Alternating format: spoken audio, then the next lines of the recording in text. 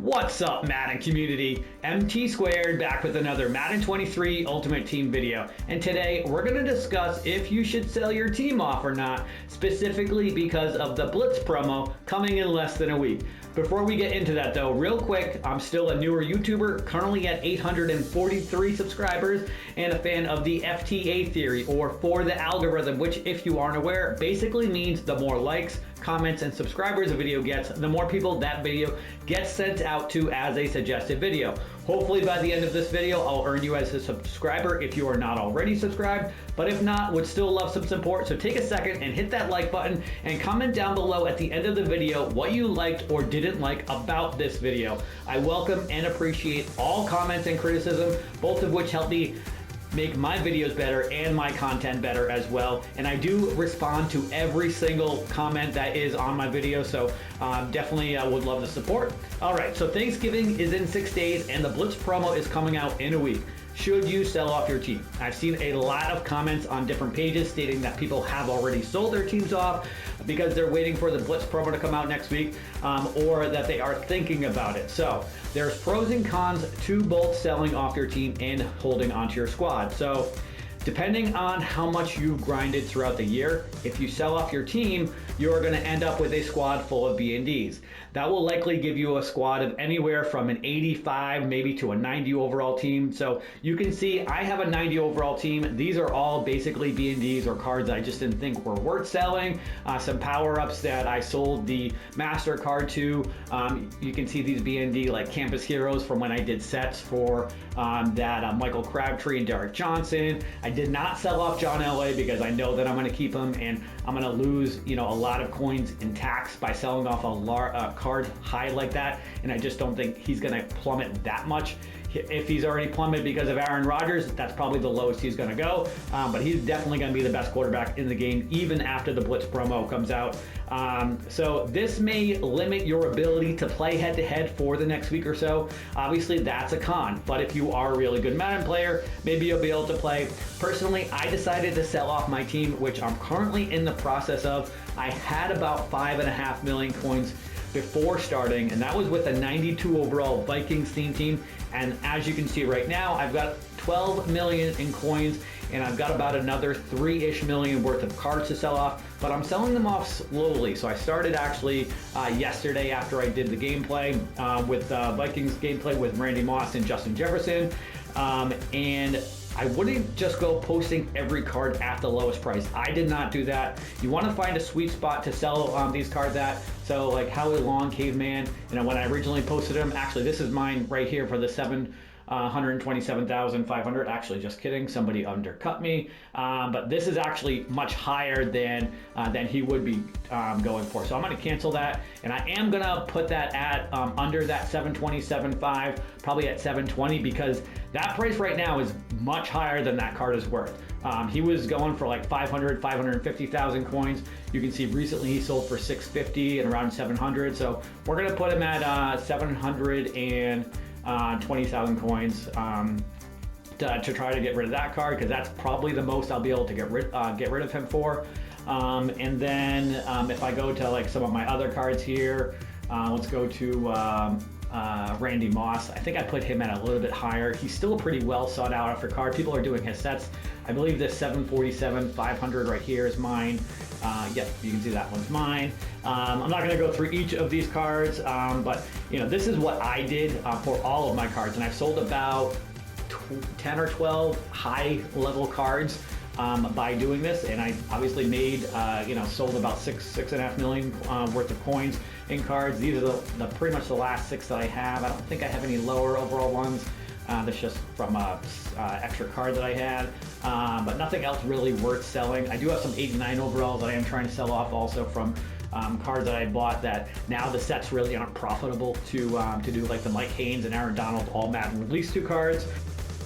Next reason it's a good idea to sell off your team, overalls are about to increase. We've had 93 overalls for about 3 weeks in a row now, starting with the All Madden Part 2 release and going on with 2 weeks of Harvest promo. So overalls may even increase sooner than Blitz, maybe Legends over the weekend or AK on Monday. I doubt they would do it for Team of the Week on Tuesday to start, but I would guess that the overalls will up to 94s with the Blitz promo.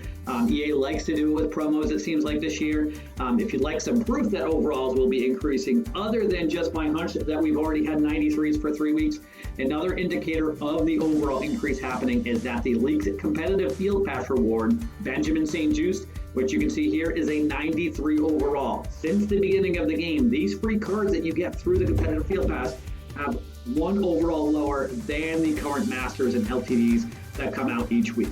So why does overalls increasing mean you should sell your team? Every time overalls increase, prices drop on all the other cards except the meta cards and LTDs. And sometimes even those drop a bit, but not usually enough to profit off selling right now and rebuying after Blitz comes out.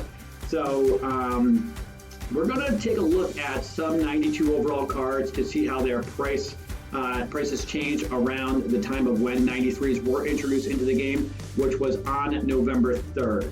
We're going to take a look at cards from different promos, so a couple Legends players, a couple Most Feared, and an AKA card. So the first card we're going to take a look at is Jerry Rice. So his 92 overall card came out on October 29th. So that was just 5 days before the All Madden Release 2 promo came out, where it overalls increased from 92s to 93s. So this obviously was one of the top cards, if not the top wide receiver in the game when he came out. So November 3rd, his price didn't really decrease that much. It really didn't decrease for about another week or so. So November 9th was his low point at 488,600 coins. He was still going for about 850,000, it looks like, around November 3rd. Even November 4th, he dipped down a little bit, into that weekend because Legends came out again. So a lot of people were buying Legends packs. So more people were pulling him in the set pieces to go into him. But the November 9th, which was on a Wednesday, that was the day of the MCS Championship, actually, where they released all of the Harvest Part 1 cards. So his price plummeted on that day from about 600,000 coins down to 488,000, and then steadily went back up, went down a little bit. But that's, they released a ton of cards on November 9th that were coming out on November 10th. We got some really good cards on November 10th, so some people decided to sell him so that they could get some of those new cards. Next up, we got Ed Reed here. So Ed Reed is like a roller coaster ride. So he had come out on October 22nd, the weekend before Jerry Rice. His low point was on November 6th. So again, November 6th was on a Sunday. So that's the Sunday of that Legends weekend. He actually went up a little bit in price. I think a lot of people were running Ravens theme teams at that time when the Harvest promo came out, the Harvest promo Part 1. A lot of people were running those Ravens theme teams, so he was a little bit more desirable. And come at the end of the week, Thursday, Friday, that's tend to be when Legends increase in price because it's been almost a full week since their cards came out or were more accessible in pack. So November 6th on Sunday would have been his low point. Looking at some of the Most Feared cards. So Most Feared cards, they started going down quite a bit when the rerolls were not available anymore. You can see his price didn't really go down on November 3rd or 4th. He kind of went up a little bit actually because of the fact that the rerolls were not available anymore. So promo cards work a little bit differently because of those rerolls. Same thing with Jalen Ramsey. He, around that time of November 3rd and 4th, did not go down in price. He stayed about the same because he was one of the best cornerbacks in the game. So this is, where the meta cards kind of play by different rules. But then you can see November 9th tanked down in price down to 282,000 coins. And that was because Tariq Woolen had just gotten announced on that stream. He was announced to come out on November 10th. So everybody was selling off Jalen Ramsey to want to go get Tariq Woolen. And then his price skyrocketed the day after because of the fact that Tariq Woolen was 1 million coins and not everybody could afford him. So, some people who would sold him on the 9th and then probably rebought him on the 10th because of the fact they realized they didn't want to pay 1 million coins for Tariq Woolen. Harold Carmichael, this is another good example of a meta card that really didn't go down in price and really kind of has stayed pretty consistent. I mean, obviously he was 600K to start because he's a 6'8" wide receiver, but he went down in price as more people did those re-rolls. Those set pieces were available, so everybody's doing the set, doing Harold Carmichael, and then selling them with the set pieces. Javon Curse, AKA cards. So AKA cards plummet down in price every single Monday because of that free trading pack the reduced trading pack that people can only do once, where you get like an 89 plus overall AKA card. So if you get one of the cards that you don't want, you're going to be selling it. So the 89s and 90s are usually pretty cheap. The 92s and 91s and even 93s. You saw me with the Howie Long. I bought him for like 500,000 coins at the beginning of the week, maybe 525, and now he's selling for like 700,000. So that's kind of testament of the price fluctuation of these AKA cards. Definitely a roller coaster for those cards. So use all of that information as you wish.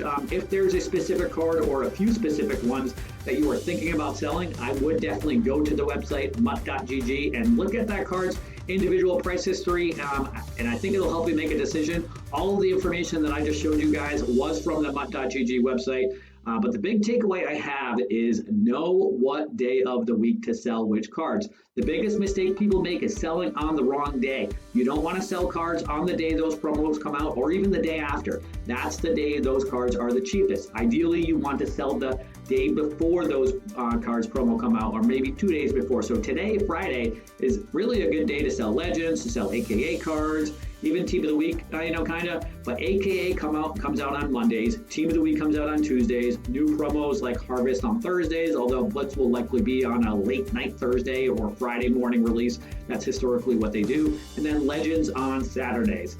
And that's it for today's video, guys. I hope you did enjoy it or found it helpful. And if you did, hit that like button and subscribe to my channel so you can see my daily videos. And thank you for watching this video.